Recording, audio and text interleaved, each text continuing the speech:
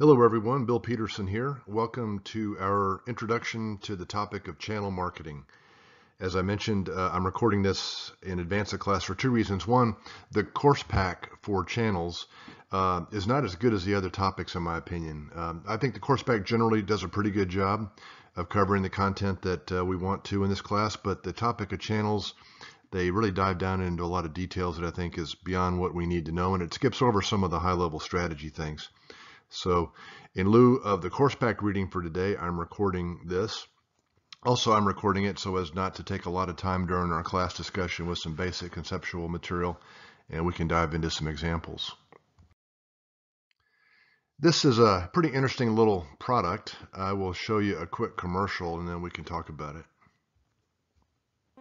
I constantly think about the future. Where are we headed? What's it going to look like? This was the time to do something. Right now. The Elio has an aerodynamic design. We're half as wide, we move half as much air, and we get double the mileage. I found a way we could do things better. It's time to be smarter with what we already have. I believe in the American dream. To be innovative. To be responsible, to own the future. Together we can alter the course of the future, the course of transportation. Take your place in automotive history. Reserve yours now for a 25% bonus at helloelio.com. So the Elio is an interesting product. It's not for everybody. Perhaps you would not want to own one, but arguably this product has a role. It's probably easy to park. It gets great gas mileage. It's easy to get around town in. For somebody living in an urban environment, this might be a great vehicle. So this product, Elio, will be made in Phoenix, Arizona. And I guess one option, if someone wanted to buy one of these vehicles, would be to go online to helloelio.com and put their credit card information in and wait for the product to be delivered to them. But usually having a great product is not enough. We've talked before about how there's no substitute for having a good product, and while all 4 P's can deliver value, really its product arguably is the most important. But that's not sufficient. Having a great product, even if you think that Elio is a great product, there are probably some things that you or other potential customers would want to know or to do. For example, you might want to drive this car to see how it rides, and it looks kind of small. Can I even fit in the thing? I might not have $7,000 laying around, so I might need to get financing for the product. I might have questions about, I'm interested in putting a luggage rack on top. Could you do that for me, and how would that work? It might be a whole lot of questions you need advice on. Also, you'd probably like to know that if something happens to it, like happens with all cars where you need service, that there's a way to get that performed. So there's actually, in addition to having an interesting product, there's a lot of things that have to happen in most cases for customers to feel comfortable buying a product and consummating a sale. That is why we need a channel. Channel is another word for place. I think channel is actually a better word for what we're talking about today.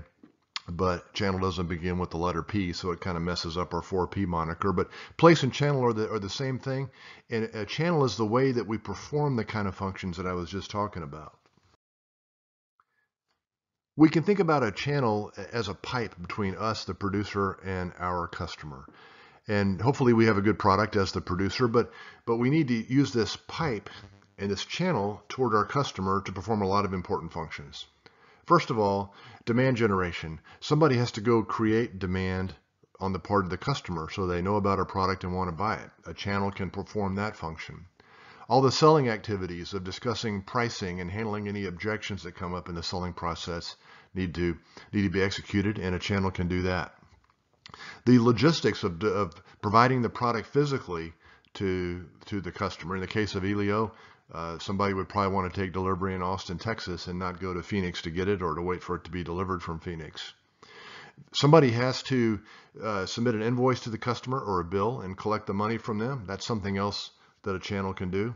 Providing after-sales service or customer support is another function that a marketing channel must perform. And also business intelligence, collecting information about what's happening in the marketplace and feeding it back to the producer. So a channel, in other words, this pipe, is this mechanism through which we deliver information, we deliver products, and we collect money, and we deliver service, and we collect information. All these things have to happen through this pipe or through this channel. And that's exactly what we'll be talking about today and for the next couple of classes. Why is this so important? Well, first of all, in many cases, channels are the customer interface. We could be located in Phoenix, Arizona, or in some distant city, and if our customer is elsewhere, it's the channel that really is the interface, and it's the personality and it's the presence that producer has in the mind of the customer. Another thing is that another reason why strategy for channels is critical is because channels are very costly to build. As we will discuss, designing and recruiting a network of retailers or wholesalers can be extremely expensive, and it can take a lot of time. We discussed recently how to develop a product can take weeks or months or years to go through those 7 steps. To build a promotion plan, again, it can take months or years to develop a good one. Pricing can be changed pretty quickly, but of all 4 Ps, the one that's the most time-consuming to change typically is your channel. To go off and design and recruit the people and the intermediaries that need to be in this channel or this pipeline to our customer can take years. So we got to get this right. We must make sure that our channel strategy is solid, and that's why we'll spend 3 classes talking about this and why you as a business person should think very carefully about how you're going to perform these channel functions. So we are still talking about now this 3rd gear of a marketing plan, and that's the execution gear. And as we've discussed, there's 4 ways to build value for customers, and now we're on this idea called place or channel marketing. So as we think about this pipeline between us and our customer, these channel functions we've been talking about, demand generation, delivering the product, collecting payment from the customer, these functions have to happen. Somebody has to do them. It's not like we can just ignore them and expect people to buy our product. And there's kind of 2 broad schools of thoughts on how we perform these channel functions. One is that we do them ourselves, or 2 is that we hire other people to do them for us. Let's talk about that first option. That is a direct channel, where all the channel functions that have to happen are performed by us directly to the customer. This would mean that we have to do our own demand generation, advertising, public relations, selling, whatever. Speaking of selling, we'd have to negotiate whatever contracts exist, handle any objections the customer has, do all the things that we'll talk about in the topic of promotion in a couple of weeks. Logistics, which is a fancy word for the physical movement of product. We'd have to deliver the product to the customer. And by the way, if they want to return that product, we have to bring it back. We call that reverse logistics. We have to submit the bills or invoice to customers and collect the payment, which is not always an easy task. Have to handle customer support, any kind of after-sales service regarding warranty issues or problems the customers have in using our product. And again, collecting information about what's happening out there in the marketplace and using that to make us a better producer. So again, one option is to do all these things ourselves. And if that happens, we call that a direct channel. A lot of very successful companies do this all themselves. They have their own direct channel. Southwest Airlines sells only direct, Dell, Geico. Most B2B companies, most business-to-business companies sell direct to their customers. So this is a very viable approach, and as we'll discuss in class, it actually saves a lot of money, but it requires us to incur all of the costs associated with doing these channel functions and all the complexity of doing them. If you're good at this, if your company is good at doing all these functions, then a direct channel might be very viable. If you're not good at this, and performing these channel tasks is more than you want to take on, if you'd rather instead focus on making great products, then we think about the other option for performing channel functions, and that is using intermediaries. Intermediaries are specialists at providing channel functions. Sometimes these people are called distributors or middlemen or dealers or resellers. We'll talk about some other terms like retailers and wholesalers and agents and brokers. But again, these are third-party companies that are specialists at providing the channel functions that we have been talking about. More specifically, intermediaries can help us in 3 different ways. First, intermediaries can provide what we call contact efficiencies. Take a very simple example of the hotel industry. Let's say there are only 8 hotel chains out there. Of course, there are hundreds or thousands of hotel chains, but in this very simple example, let's say there's only 8. And let's say there are only 8 hotel customers out there. Well, even in this extremely simplified representation of the hotel market, there would still need to be 64 connections made here if every hotel wanted to reach out to every potential customer and make them aware of the products they have available, and if every customer wanted to do some research on what hotel options were available and make their selection. So even in that very simple example, an extremely complicated set of connections would have to be made. Intermediaries, of course, can help here. Just take one intermediary, say Travelocity or one of the other travel sites. By putting their inventory on Travelocity, hotels really simplify their world and the way they execute their business. Each hotel only has to make, in this simple example, only one connection with one entity called Travelocity, and then each potential hotel customer can access Travelocity, and each hotel customer then has access to all the different hotel inventory from all the different companies and can make comparisons. And all of the different hotels can access all those customers with, again, just one connection through Travelocity.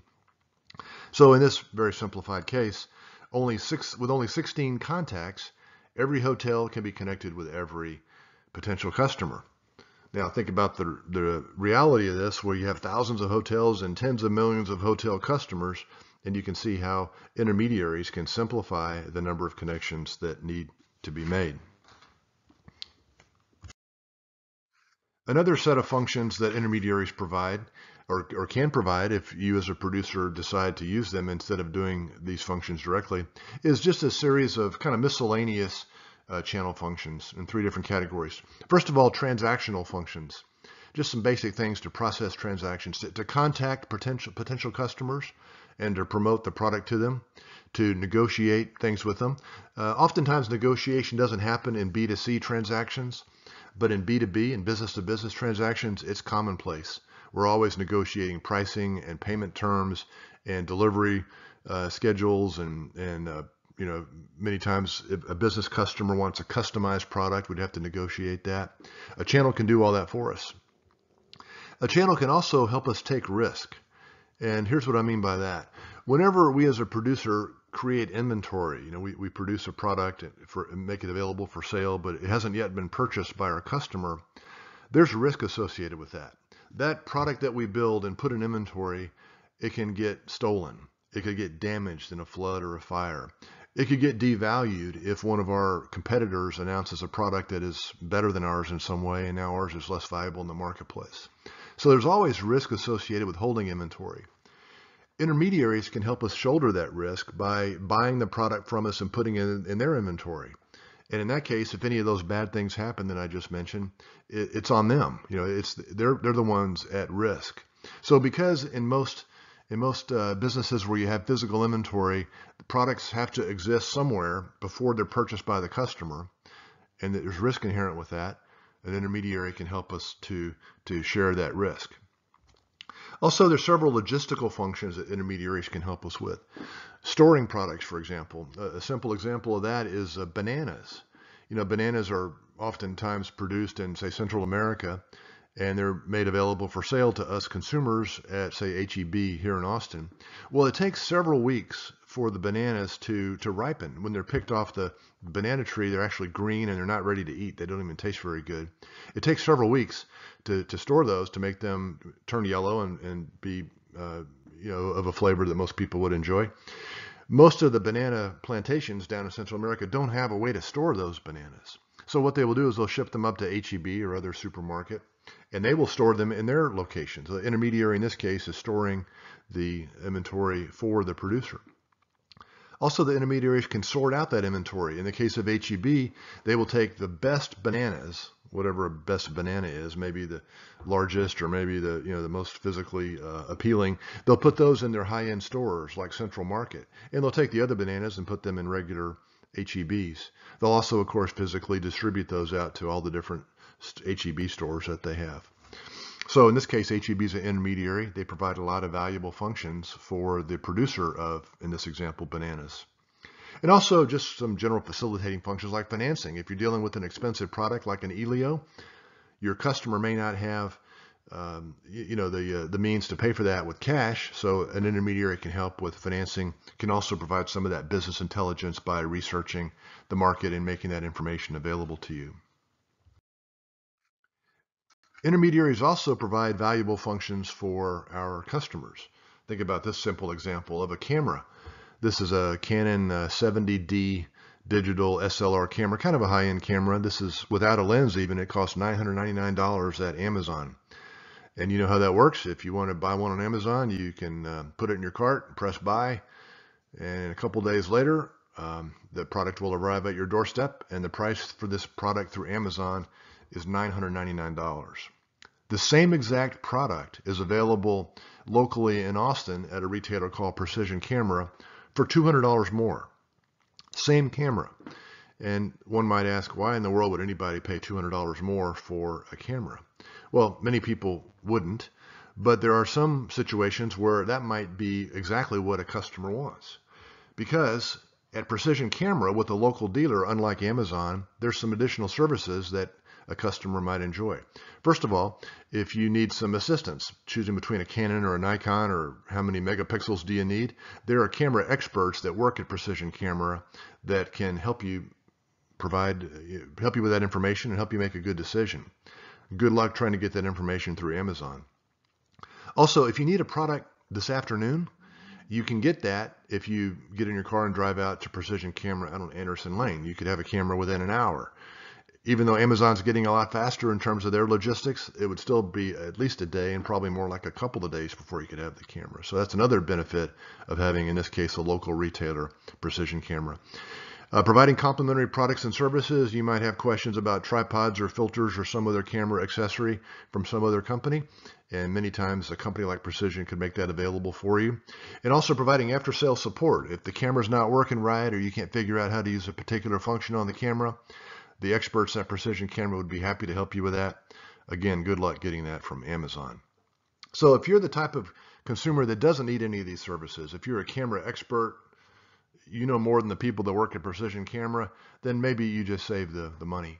But many customers, especially if they're kind of beginners, might appreciate this service and would be willing to pay more to get that camera from Precision. A problem that happens sometimes, we'll talk about in the next class, is called showrooming, where a customer, say a beginner customer, would go into Precision Camera with a lot of questions, get all their questions answered, and then go home and buy the camera online at Amazon. Again, we call that showrooming, and that's a problem for storefront retailers, but we'll talk about how to get around that in the next class.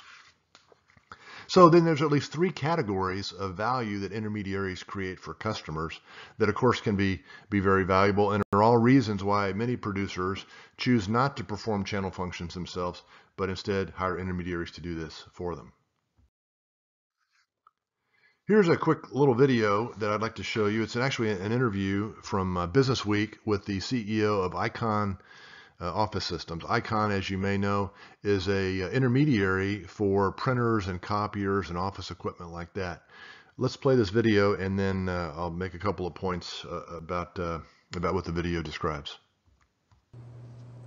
Welcome to Business Week Online's Video Views. I'm Diane Brady, Associate Editor of Business Week, and with me is Matthew Espy, Chairman and CEO of Icon Office Solutions, which is the world's largest independent channel, or as I like to think of it, the world's largest distributor of Canon and Ricoh products. Welcome, Matthew. Thanks for being here. Thank you very much. I wanted to start with just the industry that you're in. When you think printers, copiers, it is not a high-growth industry. Right. You're a distributor. It seems to put you in a bad spot. So how are you doing? Well, the industry is mature, and mature industries have the following characteristics. I mean, growth is slow.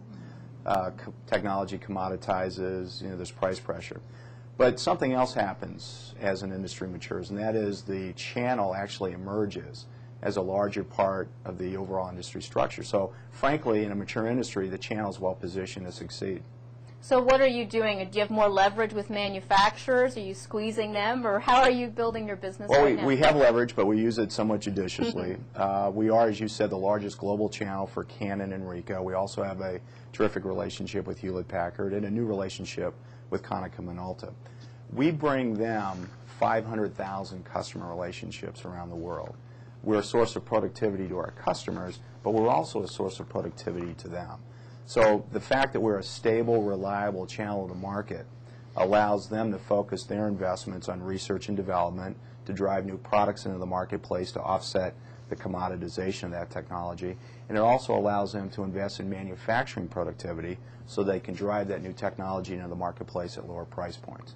Now, one of the big struggles when you talk to distributors is disintermediation, that people can go direct to the manufacturer, and they certainly have their own sales forces. So what are you doing to really add value? I know tell me a bit more about Icon Enterprise Services. What is that? Well, it's a terrific opportunity for us to differentiate ourselves. If you look at the industry in the next couple of years, as we said, it's mature, so growth is slow.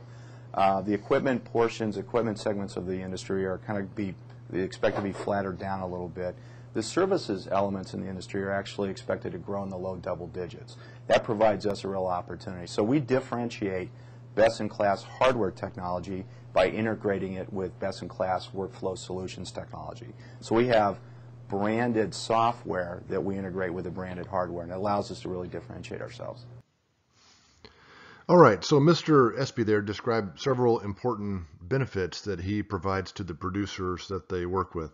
Again, Icon represents Canon, Ricoh, HP, Konica Minolta, and other producers. And like he said in the video, we bring them 500,000 customer relationships around the world. Icon already has those relationships with 500,000 business customers. They already, the salespeople at Icon already know the key decision makers at those 500,000 customers. They probably have credit lines set up. They know all the delivery instructions. They know what these customers have bought in the past and what they might need in the future. Can you imagine how much time it would take for those four manufacturers, Canon, Ricoh, HP, Konica, Minolta? How long it would take for them to develop their own relationships with those 500,000 customers? So the intermediary here, Icon, provides a huge amount of value to those producers and also allows them to focus on what they do best. These producers are in the business of making printers and copiers, and by performing these channel functions for them, those producers have more bandwidth to focus on making great products. There's also benefits for customers here as well. If you're a business, say University of Texas, needing to purchase new printers, rather than contact 4 or more different companies individually, one-stop shop. You go to Icon Office Systems, go to their office, you can see them side by side, you can make comparisons and make an informed decision. Also at the end there, Mr.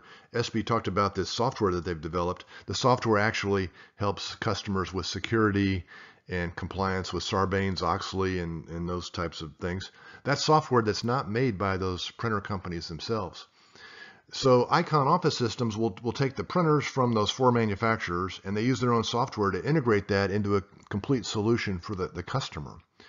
Without Icon doing that, the customer would have to go find their own software and try to make it work with the printer that they bought and put up with all that complexity. In this case, Icon Office System is integrating solutions from the printer companies with their own software to provide, again, kind of a one-stop shop for customers. So a good example there of how a highly functioning intermediary can provide value both for producers and for the customers. Okay, so when we think about different types of intermediaries and different types of channels, there's many options to choose from, and we can mix and match these in almost an infinite number of ways. But let's talk about the various options available to a producer about building a channel as we think about that pipeline between us, the producer, and the consumer. Again, one option is to have what we call a direct channel and perform all these functions ourselves. And again, many companies do this, and that's a very viable approach. But also very viable is the case where we use intermediaries. And that is what we'll talk about now, several examples of that. The most common type of intermediary that most of us as consumers are familiar with is called a retailer. A retailer is a third-party company that will source product from a producer. They'll buy it from the producer, put it in their inventory, and then they'll make it available for sale to their customer, which is the consumer. The consumer, of course, being defined as the final end user of a product. There are, gosh, almost 2 million retailers in the United States. It's an enormous business. We'll spend the second class of our channel discussion talking about retailers specifically. Retailers you're probably familiar with, maybe Tyler Sporting Goods or AT&T U-verse is a retailer. They have products and they make them available for sale to consumers. Even a doctor, if you go to your doctor for a flu shot, your doctor is the retailer for that product called the flu shot that's manufactured by some producer of the flu vaccine. So retailers take a lot of different forms, but again, their role in life is to make products available to the final end user of a product, which is the term that we give. We call that person the consumer. Now, if you're a company such as, let's say you're a candy company, M&M Mars, you might use retailers to sell your product. For example, you might sell to 7-Elevens and you sell to H-E-B's and you sell to restaurants and all kind of grocery stores around the country. Can you imagine the complexity of that? If you're a producer trying to serve tens of thousands of retailers, that could be extremely complicated to have all those sales calls, to send out all those bills, to arrange for all the logistics to ship the product out, to handle any customer service issues. It can be enormously complicated for a producer to serve many, many retailers. That's where wholesalers come in. Wholesalers are an intermediary that sells to other intermediaries, usually retailers. They're specialists at taking products from producers, breaking them down into smaller quantities, and then delivering them out to retailers. A good example of that is Cisco. You might see the Cisco trucks zooming around town. Chances are very good that you have been a consumer of a product that Cisco at one point handled, even though they don't sell directly to you. Cisco sells food products to restaurants. In this case, the restaurant is a retailer, and Cisco is acting as a wholesaler. Cisco will purchase the food products from the producers of those products and make them available to their customers. In this case, 425,000 customers is who Cisco serves. So if you were a small producer of food, say some organic, some kind of producer of some organic food product, can you imagine the complexity of reaching out to 425,000 potential restaurant customers? It would be overwhelming. Instead, if you can market yourself to Cisco, the wholesaler, make your products available to them, they buy the products from you, and then they can put it on their trucks, and they can have their salespeople talk about your product, and they can include it in their accounting software, and they can handle all the complexities of getting your product out to retailers. Now, of course, they charge for this, and we'll talk about that in class, how these intermediaries make money, but that might be a very helpful set of services to you as a food producer to have them serve what could be a very large number of retailer customers that you're trying to reach. McKesson is a wholesaler in the area of pharmaceutical products, as an example. And these are enormous companies. McKesson is Fortune 11, the 11th biggest company in the United States. Cisco is Fortune 55, the 55th biggest company in the United States. So these wholesalers are enormous. Many times we don't hear much about them as consumers because, again, we don't buy from them. We buy from the wholesaler's customer, which is a retailer. The final type of intermediary we'll talk about is agents or brokers. Agents or brokers are kind of like salespeople for hire. A producer can hire an agent or a broker to represent their product, and the agent or the broker can help sell the product to a wholesaler or to a retailer or even to a consumer. Now, an agent or a broker is different than a wholesaler or a retailer. Let me back up for a second.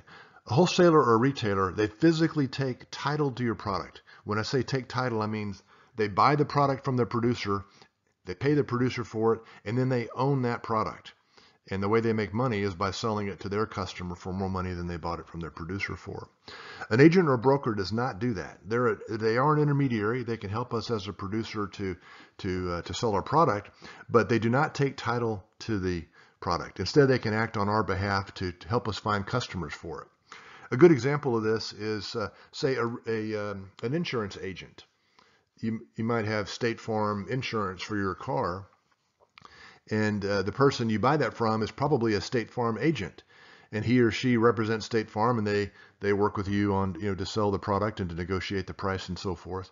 But that agent never actually owns that insurance policy. They don't buy that insurance policy from State Farm and then resell it to you. You buy that directly from State Farm, and the agent just helps to facilitate that transaction, and they get paid a commission for their work in helping to make the match between the producer and the customer of that product. So agents and brokers then are essentially hired salespeople who help the producer to find customers for the product. They do not take title to it. They don't actually own the product ever, and they instead get paid by taking a commission. And again, we'll talk more about this in class. By the way, the main difference between agents and brokers, they're really almost used interchangeably. Generally, agents have a longer-term relationship with the producer. The example I used, my State Farm agent, I've had him for, 25 years. He's been associated with State Farm for at least 25 years. A broker, on the other hand, typically is a one-time transaction. For example, a real estate broker. You might hire one to sell your house, and he or she will help you find a buyer for your house. And after that transaction's over, then your relationship with that broker ends. So what we've been talking about here are intermediaries for a consumer channel, if we're a producer that is developing a consumer product. The channel that's typically used in B2B is very similar, but there are some different terms that are typically used. So this is what a channel might look like for a business customer. Agents and brokers are still very commonly used in the case of business products, but there are no retailers in B2B transactions because by definition, a retailer sells to a consumer, and a business customer is not considered a consumer. They're going to buy a product and do something else with it and then sell it to their customer, who's probably a consumer. So there's a lot of terms that are used here, but probably the most common term for an intermediary in the world of B2B transactions is just distributor. Sometimes they're called industrial distributors, but just be aware sometimes the terminology is different. They perform exactly the same types of functions, all those channel functions on behalf of the producer, but sometimes they're called by different names. All right, that concludes our introductory discussion here. When we get together in class, we'll talk about what do we do with all this? How, as a producer, do we decide what type of channel model we want? What do we need agents or brokers or retailers or wholesalers? And if so, how many do we need to use and how we design our channel? That's what we'll talk about when we're in class, and I look forward to continuing our discussion then.